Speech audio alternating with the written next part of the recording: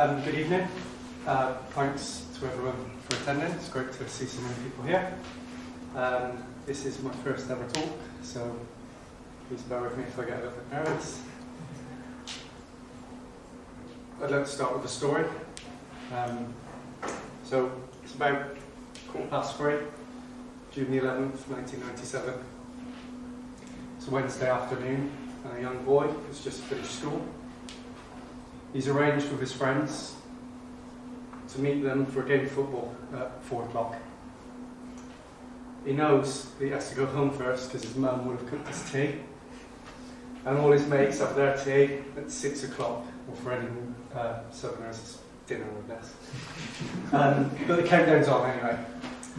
Fortunately, he's ridden his bike to school today, so we can get home in super quick time, swiftly get changed, pack his bag with his football, wolf down his tea, get back out the door, and ride his bike again to the field.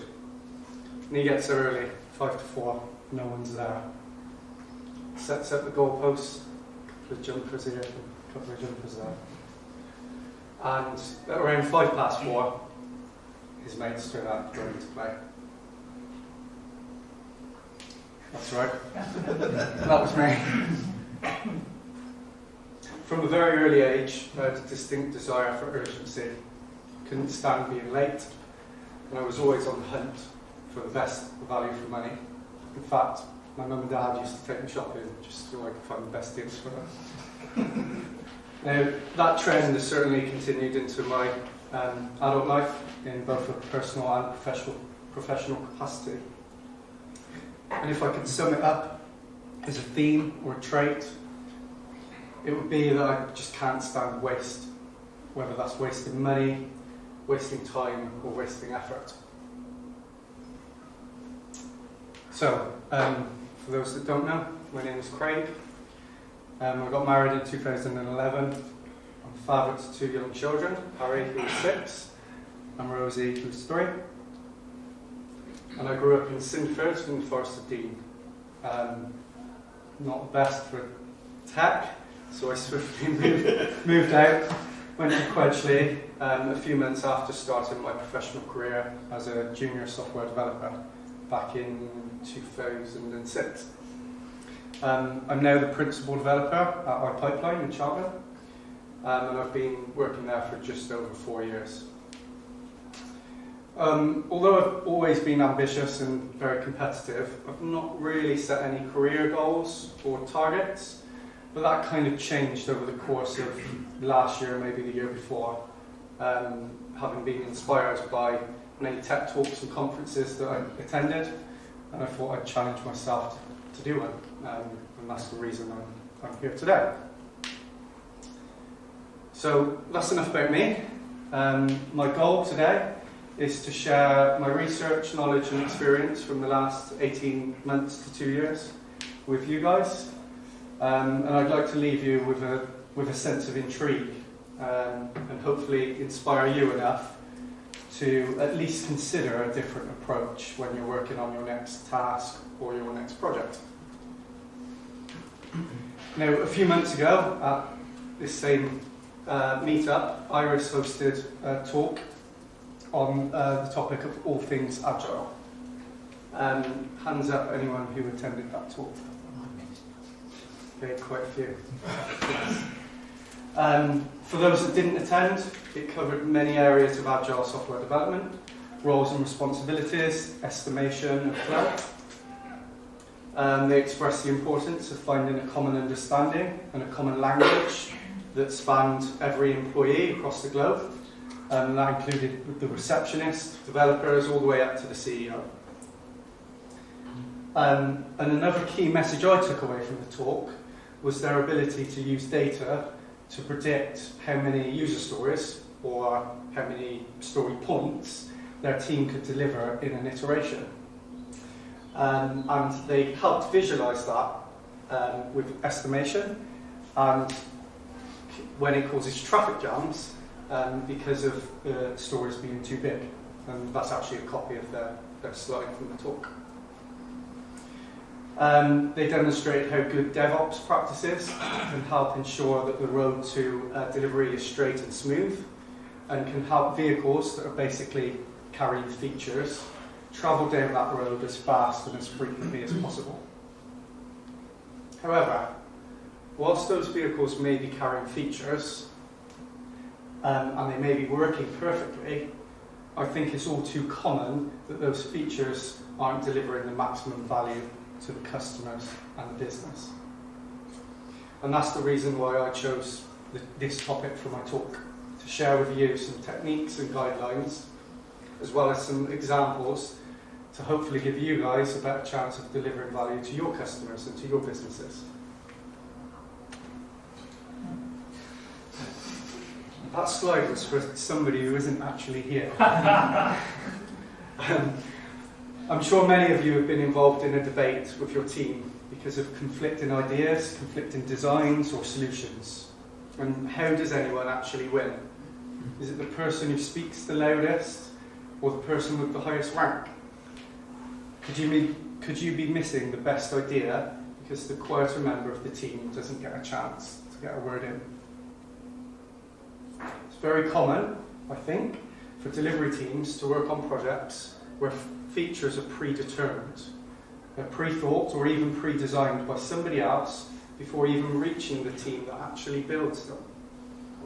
There are lots of companies that are set up where it's someone else's responsibility to talk to customers because it's not efficient for delivery teams to talk to them directly.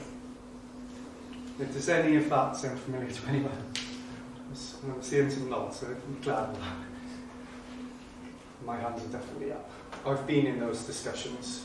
I'm glad to see there's a few people nodding, because if not, I might as well stop.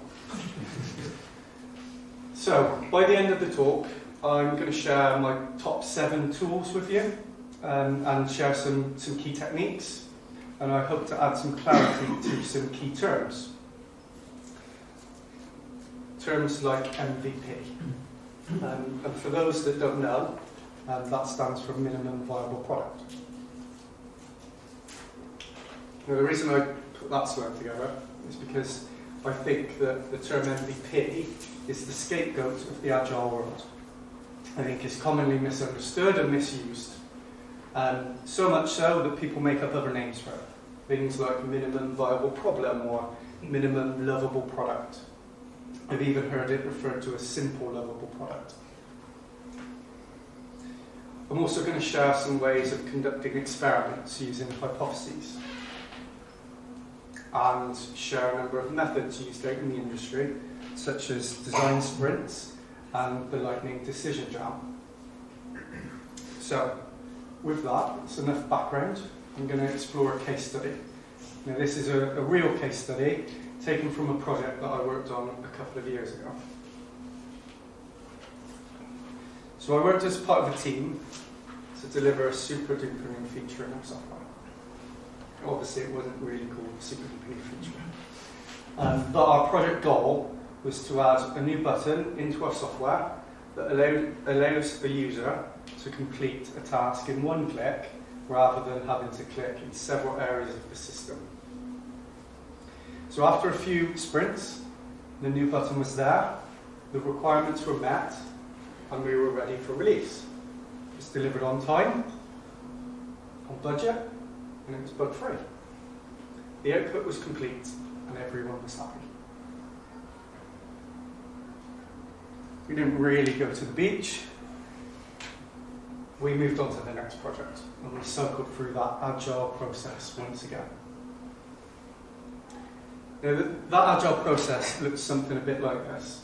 So on the left there, I've got project 1, 2, 3, and 4 in priority order. That's my backlog. Project 1 gets scheduled into development and then gets delivered. And in an agile fashion, the business now deems that project 3 is more important than project 2. So that jumps the queue and that goes into development. That gets delivered. And then, all of a sudden, a new project is conceived.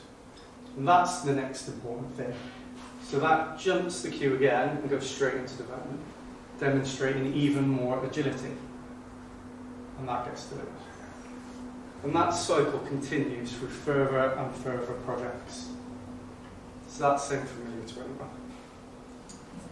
It's all good, right? We're agile. We can respond to customers' needs quickly, and we can shift around priorities. We're not waterfall anymore, we're innovative. Well, I think perhaps not, and I'm going to explain the reasons why.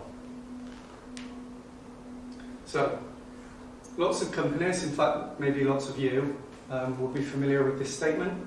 It's the first agile principle. Our highest priority is to satisfy the customer through early and continuous delivery of value. However, many projects and features are commonly missing the delivery of value. How are you sure that you've delivered value? How do you actually know? How do you quantify it? Maybe you've delivered some value, a 4 or 5 out of 10. Who knows? On the face of it, it sounds really simple. But delivering value is actually really difficult to measure. Did our project, delivering our super duper new feature, deliver value? Did it deliver a 4 or 5 out of 10 or a 10 out of 10? And first off, what is the definition of value anyway? In manufacturing, the definition of value is simple. If you can produce more items in a more efficient manner, then you're going to deliver more value. But in software development, those lines are blurred. Delivering more features doesn't mean that you're delivering more value. Making stuff doesn't necessarily mean making progress. And I believe that a shift in mindset is needed and a set of guidelines can happen. I believe that outcome-based development can help, which is why I titled my talk that thing. So, before I continue, I'm going to share a definition of an outcome. And this is taken from a book called Outcomes Over Output by Josh Seiden. An outcome is a change in business behaviour that drives business results. Now that actually takes, or at least it took me, a little while to sink in. And I do find myself constantly going back to that statement to remind myself that an outcome is a change in behaviour that drives business results. Now, these are things that people do, they're observable, and importantly, they're measurable. So with this definition in mind, I ask again, did the super duper new feature deliver value? Did it change behaviour to drive business results? Now, using that definition, I found it easier to articulate value and put measures in place to ensure that value is delivered. So, rather than working on project after project and delivering feature after feature, in an outcome-based development world, you switch to a way of thinking that accepts uncertainty, that accepts your outputs are full of assumptions, and accepts that you do not really know if you're going to deliver value. That then leads you to an experimental mindset, one that promotes thinking big, but starting small and failing fast. Promotes you to prove or disprove your assumptions and risks as early as possible to determine whether you're focusing your efforts on the most important things. It requires an iterative approach and one that ensures you measure your impact against the outcomes that you seek. So, we're going to go back to the super duper new feature. A month or so after we finished our project, I was looking at some statistics and I thought that I'd check the analytics for this particular project. Now, it's a slight understatement to say that I was alarmed by the lack of usage of this new feature. It only equated for about 10% of usage. Everyone else was still doing those multiple clicks. Why was that? Why weren't people using it? It saves them time. So what did we do? A group got together. We were determined that this new feature actually had the potential of delivering value, but needed a little more TLC. So We spoke to our customers, our users, and we asked them for feedback. Had they seen the button? Well, based on our research, only 20% of people had even seen it. Out of those 20% of people, did it actually do what they expected? Well, only 25% of them said it did. So, we described what it did to them, and we asked them how we could improve. Driven by our desire to deliver value, we assembled a team and we made some adjustments. We renamed the button, we put it in 3 places rather than 1, and added a tooltip to explain what it did. Now, that only took an evening's worth of work. We re-released the changes. And what were the results? In week 1, 240% increase in usage. In the first 3 months, it was up to over 525% increase. And I checked it a couple of weeks ago, and it's well above 1,000% increase in usage. This was great. However, doing this in retrospect, after a project is deemed complete, isn't really the right way of doing things. You're not always going to get agreement for the additional time. You're not always going to get a second shot. So, how would we have approached things differently in a world driven by outcomes? Following the guidelines set out in these books. Now, obviously, there's others, but these are the 4 that I've picked out. So, the one on the left, the Lean Startup, that was released in 2011, and I first listened to it in January of last year. For me, this was a real game changer. Has anybody else in the room read it? A few.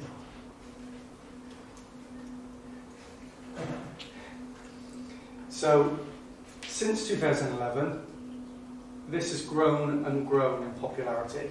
So much so that it's become a company in its own right.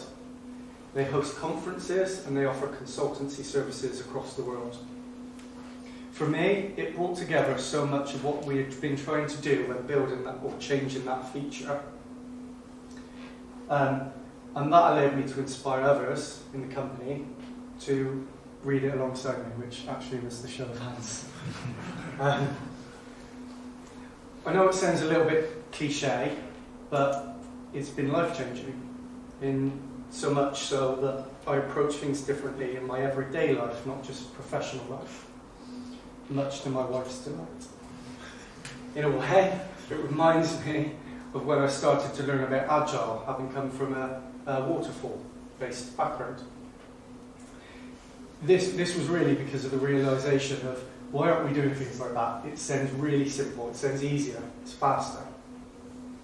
And in some ways, transitioning to the Lean Startup way of thinking is a bit easier because it complements Agile so much. But at the same time, leading a change in culture is something that can't just magically happen overnight. So Eric Ries has since written a follow-up book, The Startup Way, that came out in 2017, and that was his attempt to try and give more guidance to established organisations rather than just startups. He's now also recorded an audio book called The Leader's Guide, and that came out at the end of April, but I haven't listened to that yet. The other 2 books that I show on the slide are short reads. They're around about 40 minutes long, and they come from a series called Sense and Respond. I think there's about 10 or 12 books in the series. They're all short. I highly recommend them. They're easy to digest, straight to the point, and they align so much to what I'm talking about today and what I'm passionate about. However, one of the hardest things I've found throughout the journey is getting people started. Unfortunately, it isn't human nature for creative people to slow down and think about problems first, which is what the Lean Startup and outcome-based development is all about. Our instincts are to jump straight into that solution space because we're so creative. it's much easier to measure progress by how many new features we've built and how many times we release changes, rather than measuring value.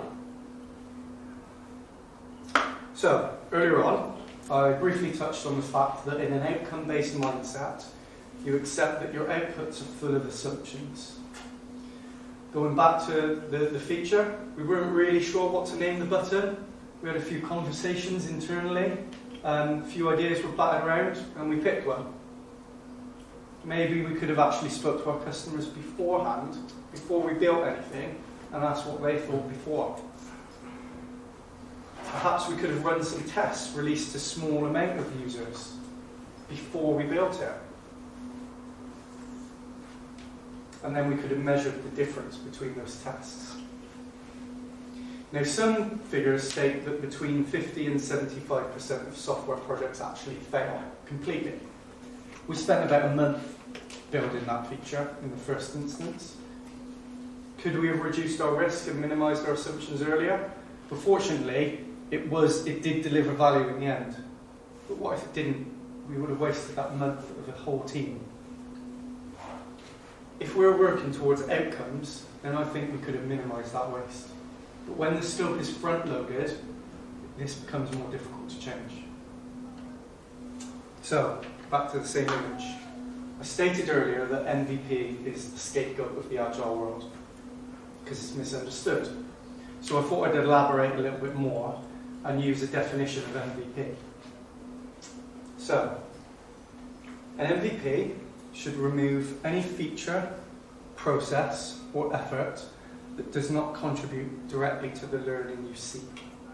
This is another definition taken from the Lean Startup book. And basically, if I put that another way, an MVP is an experiment designed to prove your assumptions, allow you to make an informed decision on whether or not to proceed to the next stage. Has anyone come across those images before? Yeah, I'm seeing a few nods. If you do a Google image search for MVP, these are some of the ones that come up first. Now, I want to use a real-world example to explain it a little bit deeper. So I recently listened to a podcast from a man called Bill Gross. He's the founder and CEO of a company called Idea Lab. They're a technology incubator that began in 1996. It's essentially a business designed to create businesses. So in his podcast, he described how they used MVPs, over 500 different MVPs, to form this portfolio of companies, to build them up and grow. And he shared one of his top MVP stories. So Cars Direct was founded in 1998 by a man called Scott Painter, having come through Idea Lab. It was the first company to sell vehicles online, direct to consumers. And the reason why it was founded is because Bill Gross went down to buy a car one day, after finding what he wanted on the internet, and given the classic salesman runaround. Oh, sorry mate, car's not in stock. We haven't got that. Let me check my computer, blah, blah, blah. Now, he left there completely frustrated. He didn't buy the car. All he wanted to really do was go online, find the car he wanted, put a deposit down, have it delivered, and then pay the balance. So it's silly nowadays, but back in 1996, it was brand new. So remember, back at this time, people were scared to put their credit card details in online, even to Amazon, back when it was just a bookstore. But he thought that others would like to do so as well. The question was, would enough people be willing to do so to form a business? So what did he do? Ran an experiment. Now this was an initial 90-day experiment. He hired someone in to get a website up and running, and if that website was successful, the person who created it would become the CEO of the company. That was Scott Painter. So, a few weeks in, Scott was busy. Bill came and met with him, and Scott was doing some checks with legal about reselling and trademarks. Forget that, said Bill. I'm not interested. we might not even sell any cars. Later again, Scott was making contacts with source and supply to see how we could get vehicles in. I think he was talking to Toyota and Honda. Forget that too. So, we might not sell any cars. Fast forward a few more weeks, Scott started building a configurator on his webpage to allow users to select from drop-downs the car that they wanted. I don't care, said Bill. Put a text box on, let them type in the name of the car and press submit. That's all I'm interested in. We don't even need to charge the credit card. Once they've put it in, if we get an inquiry, we'll phone them up afterwards and we'll take the payment afterwards.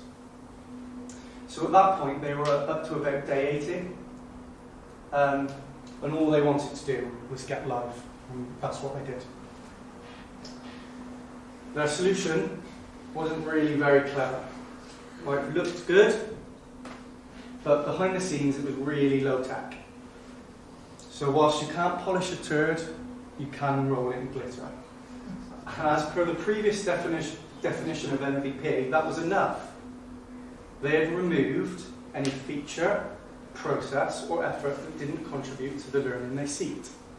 And all they wanted to know was whether or not people would put in their credit card details online to put a deposit down on a car. So, they launched. They sat there waiting to see if any inquiries come through. How did it go?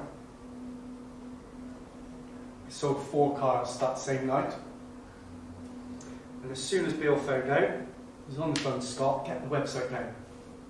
They just couldn't scale it.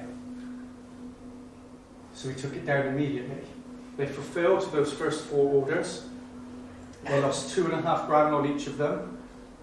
But it proved enough from the learning they seeked to go to the next level, to try and form a company, to try and form a business.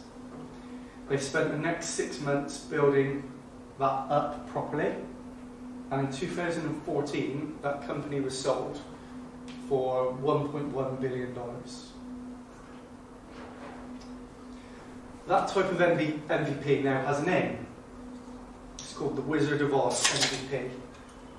And this is an MVP that gives a certain impression of your solution from the outside, but the inner workings of the solution are something completely different. Now, there are many other types of MVP. I'm not going to go through them in my talk today, but they're in the Lean Startup book. So, are there any coders in the room?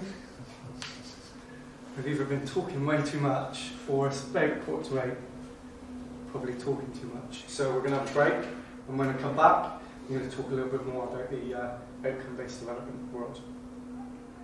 Thank you.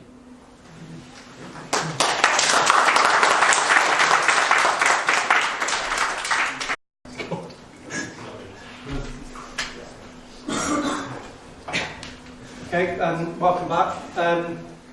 The post-it notes and pens on your seats wasn't just like a marketing ploy. We're going to use them in the second half of the talk. Probably not for 10-15 minutes or so, but just make sure you've got them with you.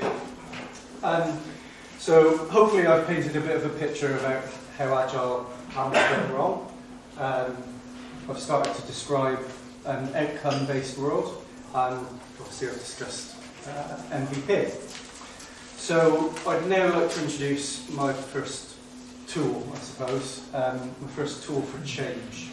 I'm going to explain how we could have approached building that new feature differently, and then I'm going to follow up with some case studies. I should state at this point that depending on how much of this you already apply will determine how much of what I talk about next applies to you. So tool number 1, avoid being a feature factory. Now this is a term I come across a little while ago from a product manager called John Cutler, but what does it really mean? He describes it as sitting in a factory, cranking out features, sending them down the line with no connection to value or customer experience. You're basically just delivering shiny new objects. In a recent podcast that he recorded for Mind the Product, he explains that outcomes versus output isn't really anything new. Of course, people want to work to outcomes. The problem is that it's really difficult to do so. His advice, if you find yourself in a feature factory and wanting to affect change, is to hack the existing system, to help others see what is wrong with today and how things could be better. It's really difficult to change culture and processes that have been in place for many years. If you're in a feature factory where you regularly get told what to build, you're not going to just change that overnight. You're not going to change it in a week or even a month. So instead of fighting against it and complaining, instead of trying to force change, help others switch to a mindset of reframing their ideas as bets. So this can be done using questions like, assuming we do exactly what you say, assuming we build exactly what you say we should build, what would you expect to happen if it's all working? Also, why don't we revisit the decision a month or so after it's gone live and see what actually happened in comparison to what you expected? Now that closely aligns to what I was talking about the new feature, albeit it happened after we released it, after we built it. So it was really way too late. We weren't in an outcome-based mindset at that point in time, but I did question the usage, and the results were poor. And because it was so obvious, it allowed change. And it was a catalyst for error change, a turning point for many other people in the organisation. So by asking these types of questions up front and reframing an idea as a bet up front, you can set measurements up front to determine what success looks like. And this then encourages others to prove value as soon as possible. So further to this, he states, simply taking exactly what's happening at the moment and subtly adding a layer of reflection on whether the bets are working or not will result in others learning that decision quality is not always as good as first thought. And just like in the example I stated before, this can naturally become a catalyst for change, rather than you actually trying to force it. Slowly the focus will switch to outcomes. People will acknowledge more and more of what they previously took as a given are in fact assumptions, and a need for experiments will arise. So, tool number 2. Once a change is starting to happen, and once others start to acknowledge that decision quality is actually more difficult than first thought, we can introduce the hypothesis. This also comes from Lean Startup methodology. If you acknowledge your assumptions and risks, you need to be able to prove them. So why not use a scientific approach to carrying out a piece of work aimed at minimising waste? And as with every scientific experiment, it starts with a hypothesis. This is an example of the sort of framework that I like to use to write a hypothesis. We believe that building this feature for these people will achieve these outcomes, and we'll know when we're successful when we see this signal from the market. So from this hypothesis, from clear assumptions that were stated, we can form metrics. Metrics of success, metrics of learning, and metrics of value. And this leads us all the way back to MVP, because hopefully you remember from before, an MVP is an experiment. An experiment to prove or disprove the information we seek. An experiment to prove or disprove our assumptions, our risks, and then work iteratively towards the outcomes that we seek. That brings me to tool number 3, A/B testing. So A/B testing is basically a way of comparing two different versions, A and B, of a single variable. It's commonly used in marketing. They put out two different adverts for the same thing and then measure which one is more successful. It can also be referred to as split testing, bucket testing, or multivariate testing. Basically when there's more than two variants, so A, B, C, D. In software development, an example of this could be building two versions of exactly the same web page. Or other examples could be more simplistic, like changing the colour of a button, or changing fonts or icons. Now, I don't know how many people know this, but Netflix recently carried out A/B testing. This was on their pricing, where some users, when they're looking to sign up, were shown a completely new price, a higher price, in fact, whereas others were shown the standard price. Now, I'm not really sure I'd do that kind of testing, but they did, and it allowed them to measure the effect a price change had on sign-up rate.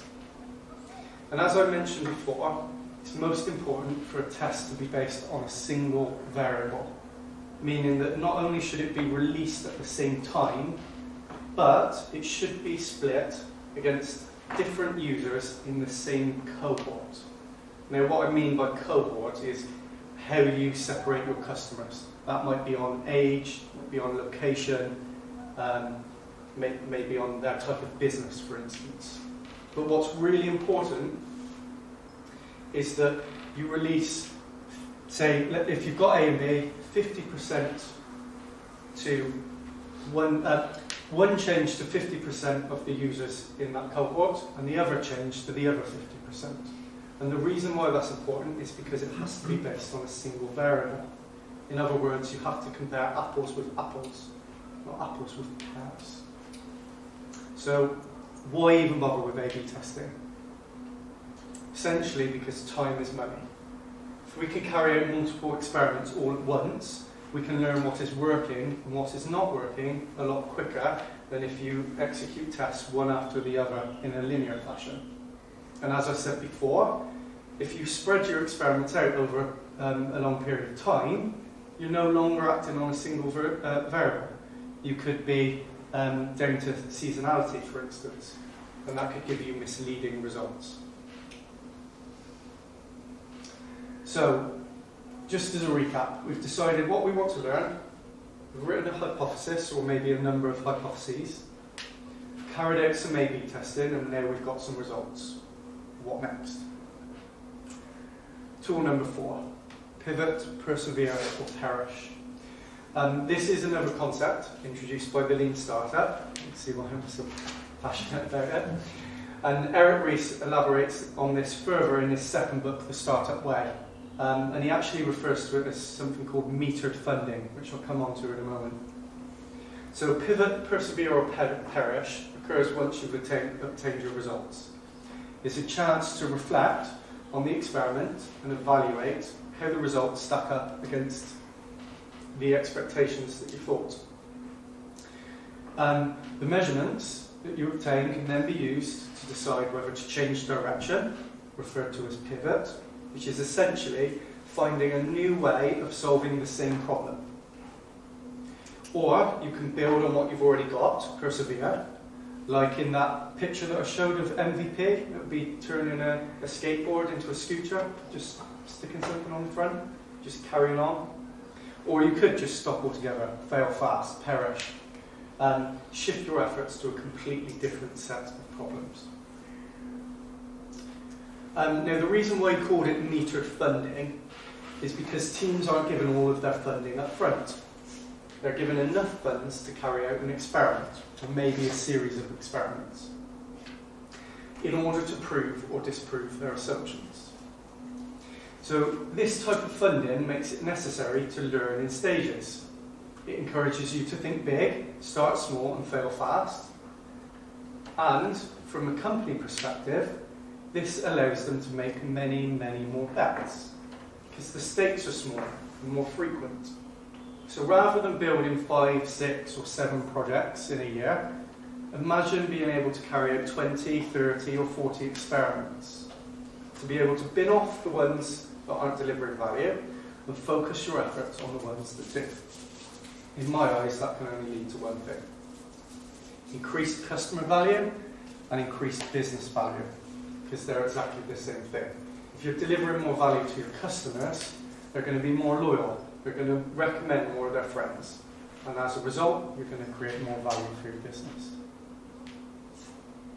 So, despite a wealth of information online, books, videos, podcasts, blogs, etc., I've really struggled to find just a simple, straightforward example that talked through the basics to just help people get going. I think probably one of the reasons is because everybody's different, their needs are different, but I thought that I'd have a go at putting something together and allow others, hopefully, to start approaching things differently. And guess what? I used the same tools and techniques that I've described in this talk so far to do so, to help me hone in on delivering value. What was my desired outcome? I'd like to accelerate the number of people following these techniques.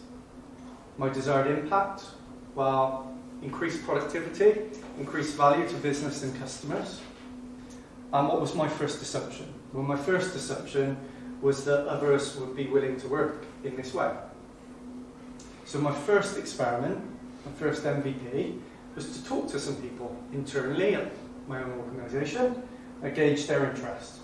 Because if no one's really interested, I might as well give up straight away. What's the point in trying to accelerate change if no one wants to do so?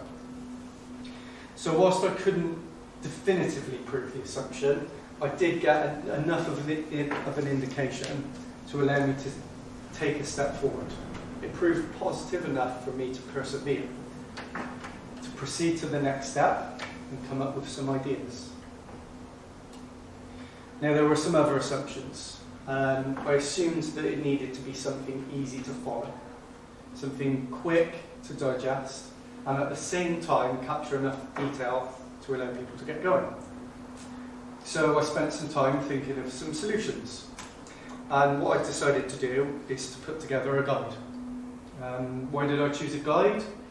Because it was quick to create, and therefore quick to determine if I could disprove my assumptions. Did people need something easy to follow? Did it capture enough detail to get people going? So how did I prove it? I guess you probably know what I'm going to say. I conducted an experiment. In fact, I conducted a few different experiments. My first experiment was to retrofit something that I'd already done into the guide. So, it was too difficult to visualise the guide all on one slide, but I'm just going to go through the steps at a high level. So, first of all, start with your problems. What problems are you trying to solve? Number two, reframe your problems as challenges. Now, I like to use a technique called How Might We, which I'll come on to in a moment. Number three, define your visions and goals up front, and this is thinking big. Number four, come up with some potential solutions or ideas of how to answer your questions. List out your assumptions. Select an idea to try as an initial experiment, basically your initial MVP. Write a hypothesis, build your MVP, conduct the experiment, and obtain the results. And from that, learn from them and decide whether to pivot, persevere, or perish. So this cycle is then repeated iteratively. You revisit your problems and your ideas every time you learn something new, and you reevaluate. And this is broadly based on the build, measure, learn feedback loop introduced by the Lean Startup. It's also combined with something called GIST planning, design sprints, and a few other things that I've picked up along the way. So, the first thing I attempted to retrofit into the guide was the problem, me getting frustrated in the car on my way to work. Some people call it road rage. As I've already said, I hate wasting time, and getting caught in traffic on my commute is an example of doing that very thing. I get frustrated. So my commute to work can be between 12 and 16 miles, depending on what route I take. Some days it can take 25 minutes, other days it can take 50, 55, or even an hour. On a Wednesday, Thursday, and Friday, I drop my daughter off at nursery on the way to work, and on the way home I collect both my children from childcare. What were my problems? Get frustrated in the car. Why do I get frustrated? Because I'm wasting time. I waste time because I get caught in traffic, and that leads me to starting work later than expected, which as a result means I have to rush back in time to collect my children from childcare on a Wednesday, Thursday and Friday. Now that we have the problems, I'm going to reframe them as challenges. And as I said before, I like to use a technique from the design sprint book that I mentioned earlier called How Might We? And you basically take each problem and you create a question. How might we get less frustrated in the car? That can then be used as an acronym, although I hate acronyms. HMW, how might we? So, how might we waste less time? How might we avoid traffic? How might we start on a predictable time? How might we get home in time? As you can see, these are questions that require an answer. So step 3, your vision. This is a bit of a boring vision actually. I think in software development it's a bit more exciting. But basically I want to get to work in a predictable time and be less frustrated in the car. Number 4, solutions. So I'd like to carry out an exercise with you guys. I'd like you to take part in one of the phases outlined in a process called the lightning decision jam. I said before about the post-it notes and pens. What I'd like you to do, and this is really important, is I'd like you to write down as many possible ways to tackle the how might we challenges that I've put on that slide. How could I solve my problem? Now there's a rule. You're not allowed to discuss it with anyone. You just write down what you think. And we're aiming for quantity, not quality. Be as wacky and as crazy as you want to be. I've heard some crazy answers when I've run this through a test. And normally this is given 7 minutes. It's really, really defined. But in the talk, I'm going to give you just 1. And then I'll just go through a few of you and shout out your answer. So, you've got 1 minute.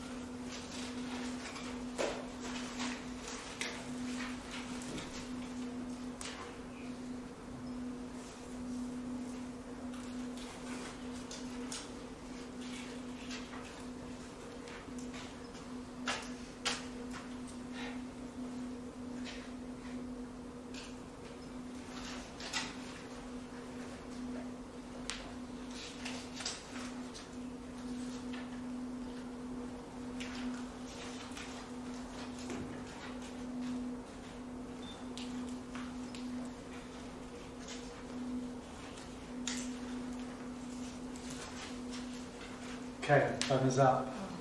I'm just going to come to a few of you. Probably just go row by row, and if someone wants to call something out. So we'll go to the first row first. Any ideas? Yeah, get a chauffeur. Get a chauffeur.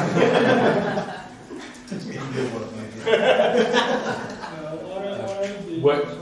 Sorry, I haven't. Work from home. Yeah. Move home. Listen to audiobooks or podcasts in the car. Nice. For the less wasted time, what I do is a routine. I leave all the things together, like key, mobile, everything I have to go, just take up and leave at home. Okay. That's what So fly to work or get a time machine. Yeah. Nice. Or take a drone. Nice. Pass the car. Cool. Make the children move school so they're closer to work. Take your kid to work with you. Leave earlier. Yeah. Get a job. Good job. That's your call. Maybe you will. Nice. Anyone want to throw any more out? What share with another parent? Yes, like that. Gather metrics on the time left and the days of traffic. Okay, cool. Legacy time. Car share. Yeah, Build the rest of work. nice. Sleep in the office. Definitely done that. Right, so Today, here are my Christmas solutions. party though. No mention of Christmas. Right, here are my solutions. So, move house, I think someone said that. Change job, get a motorbike, anger management, hypnotherapy, ride a bike, put a bike in the boot, get a scooter, childcare rota with other parents, Google Maps, leave earlier and work from home. So a few of them mentioned that. These were some of the ideas that I come up with in the first instance. Now, normally at this point in the lightning decision jam, the team would vote on the solutions that they feel best solve the how might we questions, and then from that add them to an impact and effort scale to select one to try. So you're basically looking for something with the most impact with the least effort. But this was my own problem. It was just me trying to solve it. I didn't have a team, so I selected one myself. So I'm not going to go through each of the other 5 steps one by one. I'm going to go through each experiment that I tried and talk about steps 5 to 10 as a whole. Essentially, each experiment that I run is one iteration through that build, measure, learn feedback loop that I talked about before. So my first experiment was Google Maps. As I said earlier, I live in Quedgeley. Commuting to Cheltenham means that there's lots of different ways to get to work. So despite knowing the way to work, I decided to use Google Maps to tell me which way to go. Okay, Google, navigate to work. Okay, Google, navigate home. Say that every time I enter the car. So the aim of that experiment was to avoid traffic. And I thought that by avoiding traffic, I'd waste less time and therefore I'd be less frustrated. I chose it because it was something that I could try with very little effort and had the potential to have a big impact and solve my problems. Now this resulted in about 20% improvement in time. So I did gather some metrics before, and I gathered some metrics afterwards. But I didn't avoid all traffic. It was reduced, but still unpredictable, and I was still a bit road raging. So, pivot, persevere, or perish. I decided to pivot. I was still determined to solve the same problem. Couldn't really improve Google Maps, so I changed direction. My next experiment, can't really see it there, it's a bit dark. It is actually the boot of my car with a mountain bike in the boot with the seat down. I kept using Google Maps because it did have partial success. And I believed that taking a bike would reduce my frustration further because if I hit traffic, I could pull over, park up, and ride the rest of the way to work. I wouldn't then be wasting time in my eyes because if I'm doing a bit of exercise, I don't feel like that's wasting time. This was again something that I could try out quickly and easily and cheaply. I had removed any feature, process or effort that didn't contribute to the learning I seeked. And the results, well, it was much better again. My commute time was reduced further and it was much more predictable. However, it did mean removing the front wheel off my bike. It did mean dropping down the seat, the back seat of my car, which meant shifting around the child seats. And that was okay on a Monday and Tuesday. On Wednesday, Thursday, Friday, when I've got my kids to take, that was way too much hassle. Not really a great sign of success. But I did learn something. I enjoyed cycling to work. Not the whole 12 miles, but part of the way. And I was certainly less frustrated in the car. So I was on the right track. How else could I solve my problem? The problem was now having to remove the wheel and fit the bike in the boot of my car. How could I work around it? I revisited my problems, my outcomes, and my original set of ideas, and armed with the new set of results and new learning, I solutionised once more. I considered putting a scooter in the boot, but I'd already known that I liked riding a bike. I wasn't really sure about a scooter.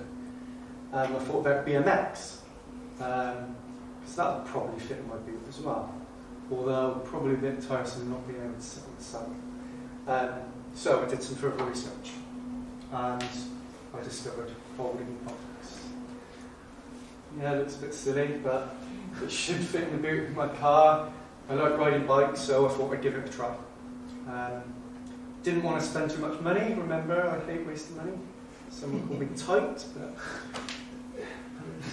be just careful. And I didn't really know what a folding bike would be like. I didn't know anyone who had one, and I didn't really know if it was going to solve the problem. Fortunately, not long before Christmas, doing some research, and one popped up on Hot UK Deals from Argos, and my wife bought it me for Christmas. Worked great. All the benefits of before, but now I didn't have to fold down the seats. It was quick to fold and unfold, and it was comfortable to ride. I used that bike every day in January. However, riding to work one cold, wet, rainy morning in January, pedalling up a hill, and the pedal snapped off. I almost hit the deck. Luckily I didn't. And despite my best efforts to continue to ride the rest of the way with one pedal, I had to give up and walk the rest of the way. Fortunately, I got a full refund from Argos, but now I was bikeless and back to where I started. So I re-evaluated. Did it solve my problems? Well, actually it did. However, I had some new problems. I needed a better quality bike. So, a bit more research. I ended up buying a second-hand one from a seller on Gumtree. Cost 35 quid. The brakes weren't the best, but it was certainly more robust. Fit in the boot, it was easy to fold and unfold, and it was comfortable to ride. Success. I've used that every day since, up until about a month ago, when unfortunately, just rode out of the car park at work, crossed the pavement, and a car pulled out in front of me and hit me. Maybe I hit it. Brakes were a bit better, I probably would have been able to stop, but it damaged my gears. So, back to the beginning, did some more research, refined my wish list once more. I decided to choose one with bigger wheels. That one had smaller wheels than the original. Didn't even know that until I got the new one. But top of the list, better brakes. Final, folding bike. Experiment 5. So why did all this work? It worked because I had access to the customer, because the customer was me. Therefore, I could gain valuable insights to evaluate how successful each experiment was. I had the information to allow me to decide how to proceed, and I took steps to get closer to the outcomes I desired. I worked my way through each experiment, through each MVP,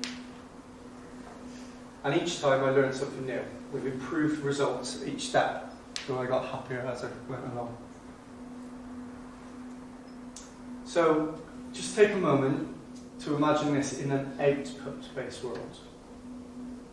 Would you consider a roof rack? No. So, that could be next one. maybe. I'm happy where I'm at. So, in an output-based world, not outcomes, someone from the business has come up with an idea. I know. We should add a new feature to allow our customers to use Google Maps to get to work quicker. The idea is approved, scheduled into the team get to work building the new feature, and they deliver it on time, on budget, and problem-free. Delivers a 20% improvement, as I said before. Success. Job done. Now, on the face of it, this sounds great. Something to celebrate, something marketing could go and shout about. We've delivered 20% improvement for our customers. However, did it solve the underlying problems? Did it deliver value? Did Google Maps solve my problems and make me less angry in the car? Not angry, frustrated. My wife told me to say frustrated. No, it didn't. Which brings me to tool number 6, usability testing. I can't stress enough how important I feel this is. I think it's absolutely vital to evaluating your success, and it should be present at every stage through the life cycle, through each and every experiment, and not just at the beginning and end. It allows you to discover if you've took steps to solving problems, to delivering value. Now, there are many different types of usability testing. Some of them are mentioned here. But really, you need your teams to be talking, meeting, and observing your customers. You need your teams to understand your customer problems.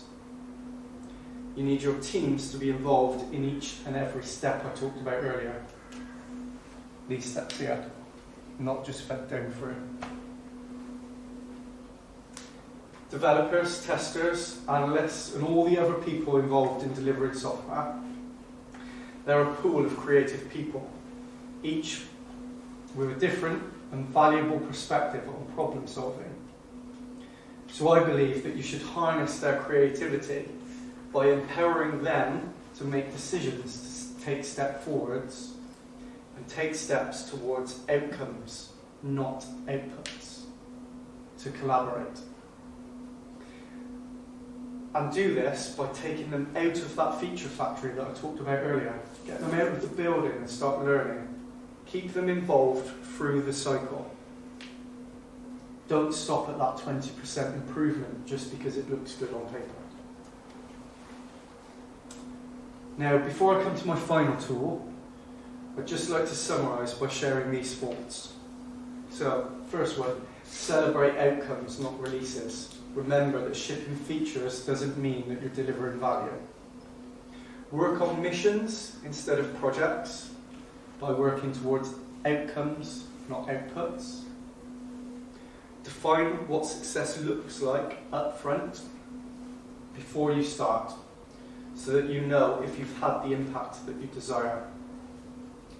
If you are delivering an output, help others by reframing their outputs as bets. Focus on changing behaviour of your customers. Collaborate with others through the whole life cycle, harnessing their creativity. This one I only put in the other day actually, but communicate your failures. It's just as important to let people know when you failed. Failure is not a problem. And remember that teams that are empowered to make decisions will be more motivated and therefore more productive. So with that, I'm going to leave you with my final slide and my final tool. Experiments are everywhere. So next time you want to buy a new gadget, next time you want to improve meeting effectiveness, start a new project, basically next time you set out to achieve something, think about what you actually want to achieve. Think about what problems you're trying to solve. List out your assumptions and start an experiment. Think big, start small, and focus on the outcomes you seek, because experiments are everywhere. As I said at the beginning, this has been put together after around 2 years worth of research, extracting information from books, podcasts, articles, people I follow on LinkedIn and Twitter. And there was just too many to list on one slide. So if you would like to find out more, feel free to connect to me on any of these platforms, and I'll be more than happy to share some content with you. Thanks for your time this evening, and does anyone have any questions? Okay, I have. Yep. I think everybody understands the importance of MVP, all the tools and techniques you have to define what's MVP. However, it can be really messy, especially when you got a sprint and go, okay, let's do this work, this feature, this task, MVP. However, my experience is the team listened this information. Each member of the team might understand in a different way what MVP for that person means. Okay. have you had any experience similar to that, and what would be your suggestion based on your experience to mitigate that situation? I think MVP is really commonly misunderstood and interpreted different ways by different people. And that's why I think that by saying that it removes any process, feature, or I can't remember what the other thing was, away from that, and just focusing on one thing and the one thing only that you want to learn, that might mean putting a button somewhere for allow users to register an interest in something, or that might be like what they did to make it look really nice but under the hood. So it's about saying, I want to learn something, and so long as you can learn something from providing that MVP, it could even be an image or a PowerPoint presentation. So long as you learn something from it, that's what I would say an MVP should be. So you're stating up front. I think it's really challenging for the product owner to pass to the team what exactly they want to have as an MVP. Yeah. So, It's down to the product owner to sell the benefits, though.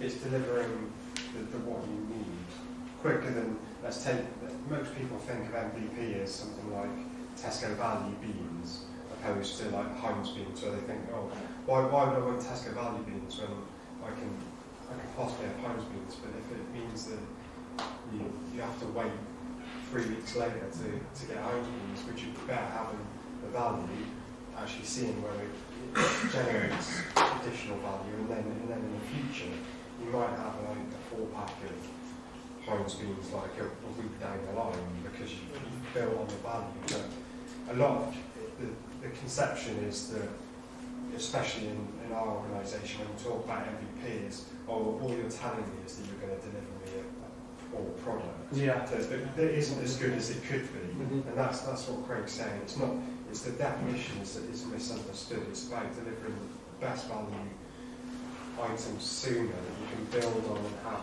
greater value further down the line than having something that you wait further down the line to get, and then you get something that you that didn't have for value anyway, and people still weren't happy with it. So it's about trying to change that mentality and that understanding. I think to add to that as well, what we've found really useful is having the ability to use MVPs in a controlled way. So it's not that you're releasing something out to every single user. If you can find ways of releasing it out to a certain number of people, a proportion, then you can learn something from that. You can scale out afterwards. Thank you.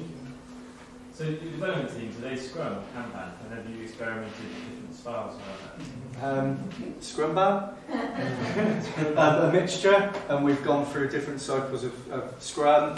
We've gone Kanban. As I said, honestly, we do Scrumban probably is the closest thing that I could say as a term. So we try to be as iterative as we possibly can, and deliver out as frequently as we can, but with that learning underlying it.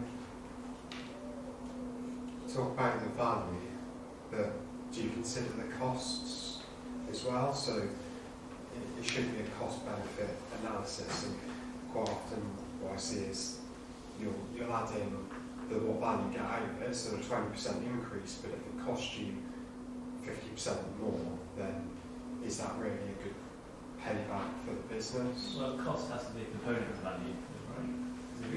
Not necessarily. So if you're measuring the value, it depends what you're measuring the value is. Yeah. If it takes into account, okay, I spent £1 million to get £2 million worth of benefit because we increased sales by 100%. If your measurement is increased sales by 100%, it's like, okay, we delivered £2 million worth of additional value, but if you don't take into account the £1 million that you spent to do it, that's potentially a foregone. You could have spent that £1 million on something else. But if it's £10 million, it wouldn't be value, you'd argue.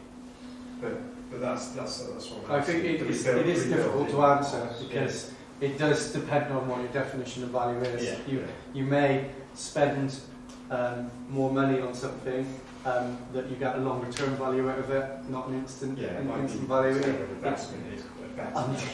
but- I guess it just depends, is probably my honest answer.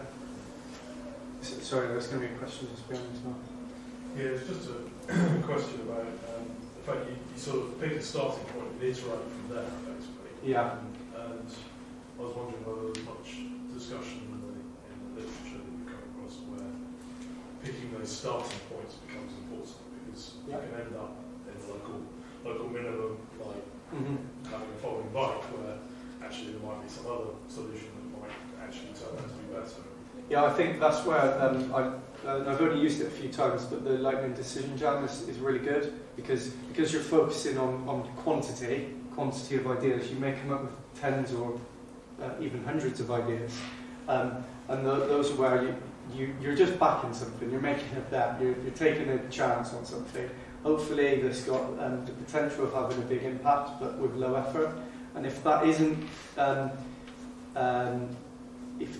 looking promising, then ditch it and look back at the solutions you come up with in the first place. The worst thing might be that actually it does work for a while. And you Maybe. might get a 30% improvement or something, but you've missed something that will give you a 58%. That's why it's good to try and run more experiments, because what happens if you are missing that one? What if you spent months and months and months delivering something and you've missed an opportunity somewhere along the way? If you can carry out more experiments, you've got more chance of winning, I guess. So how do you, I guess, sell doing the experiments to partners? Because I feel like we're constantly in the race against time. We need to speed up and deliver more. Yeah. So how do you then actually justify some time being taken out of, I don't know, a timeline to product delivery? Yeah. Especially if sprint after sprint you're constantly delivering things, and product owners have an expectation. So how do you sell it to them? I think that's probably the most challenging thing, whether it's product owners or different people around the business. I think that's the hardest thing. The only advice I can give there probably is to help them see where they've maybe, not them personally, but where it is hard to define things up front. As I said, reframing things as bets.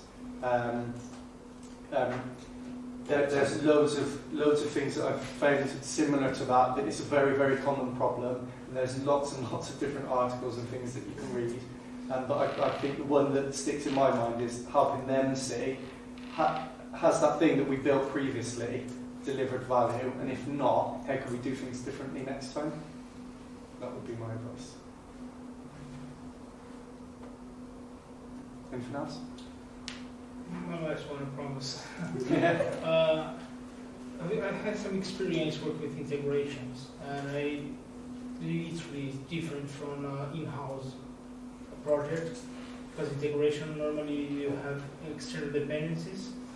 So do you think MVP should be the same definition for integration and in-house development? I think so.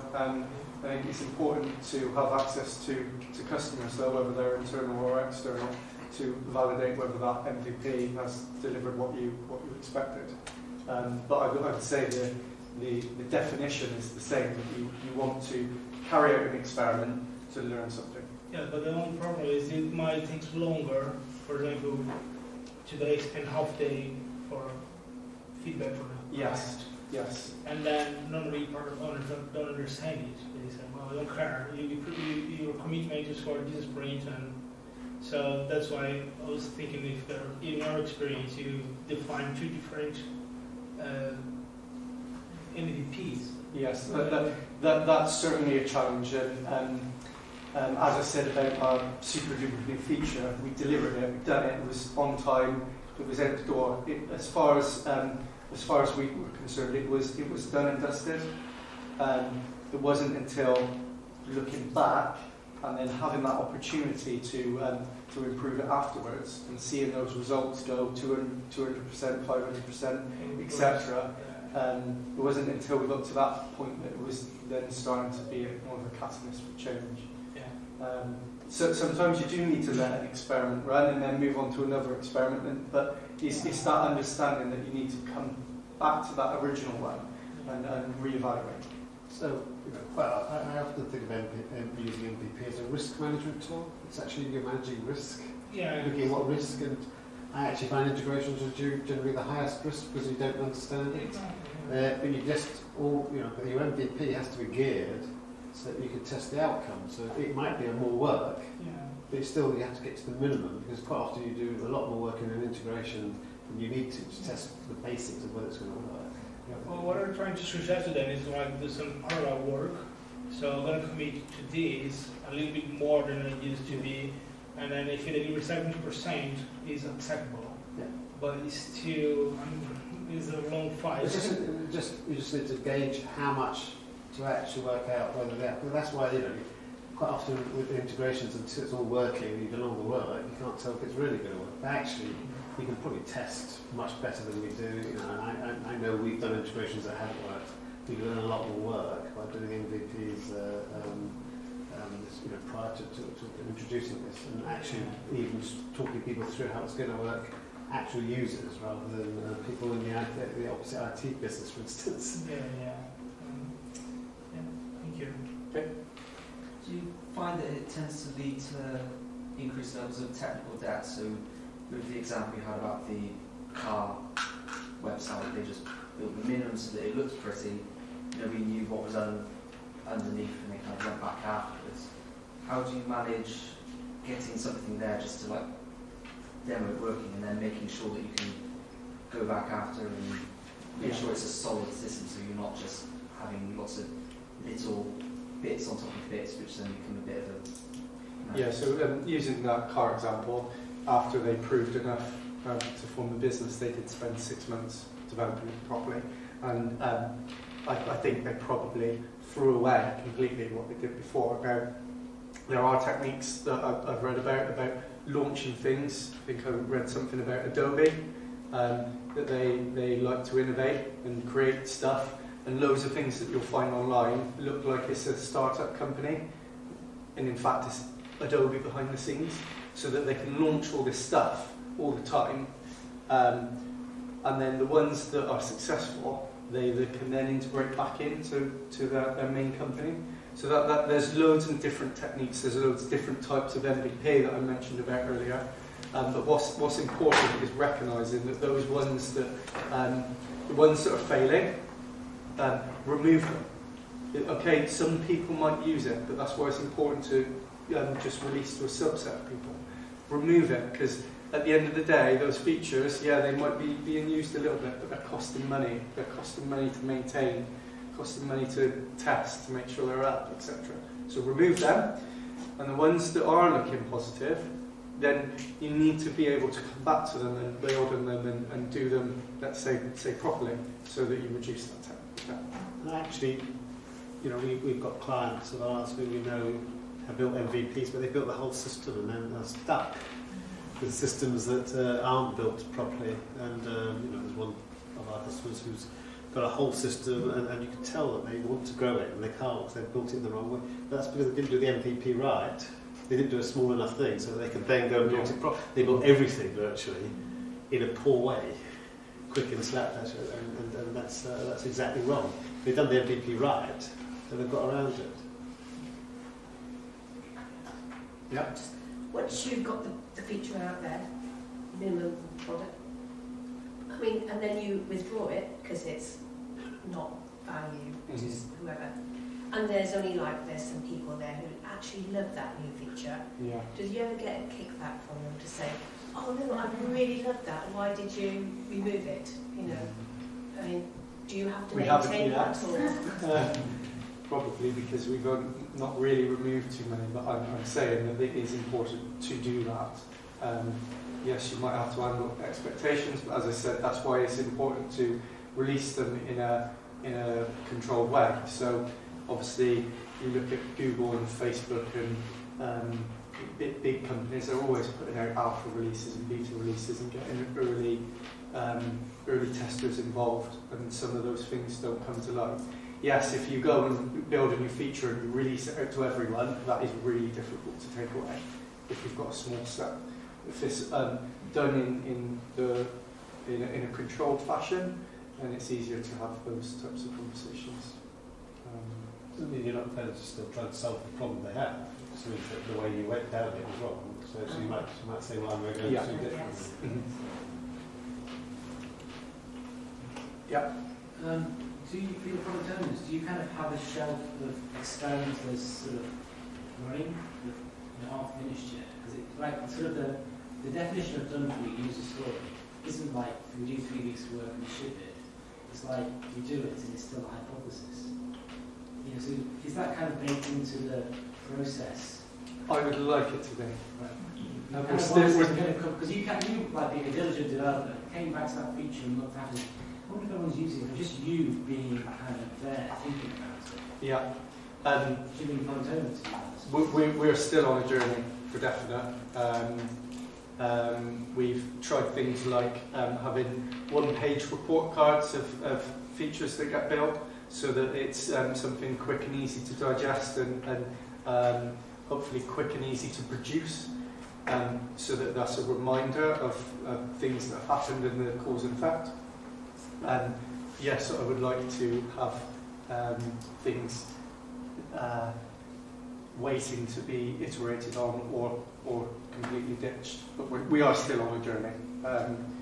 Like I said, changing culture, changing process that's been baked in for a number of years is a difficult thing to do, and it does take time.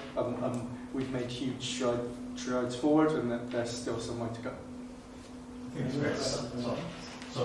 it's fair to say that this process completely challenges the definition of done, doesn't it? Because the old done was ship, walk away, and you're right, what you actually create a living and breathing piece of software at that point, it's got a new life, and you have to sort of nurture it along until you get to the end of that.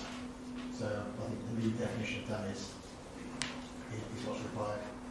And then you mentioned about how you measure, you bring an audit model, something you're just going through, which kind of how much of a query to find out, is this being used, is that correct? But my question is really about, are you inventing new ways to measure the usage? And, it's kind of about value, I suppose. Yeah. How are you measuring value? And is it just like people pressing buttons, or is it something a bit more? Yeah, it's not quite as simple as that. It comes back to the question earlier about what is the definition of value. And as I said before, it's actually something really difficult to articulate. So in some instances, yes, it is people using feature, people clicking the button. In other instances, it's because you've saved time, that they something that they did before now takes them 20% less time, and they might not even realise it themselves. And some things you can't even ask a survey for, because again, they don't realise it. So there's a variety of ways of measuring it.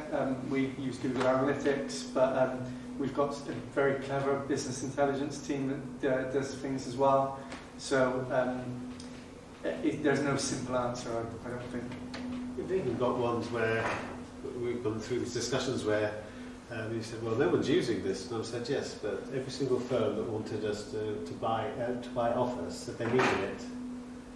The users didn't use it, but we knew that it was just a gate. So our sales went up, so we knew it delivered the value. So it's a weird. That was a weird one, wasn't it? Yeah. Because you spent a while trying to get your head around that one. Yeah. Some purchases checklists. Yeah. Cool. I think we're close. Thanks for your time, everyone.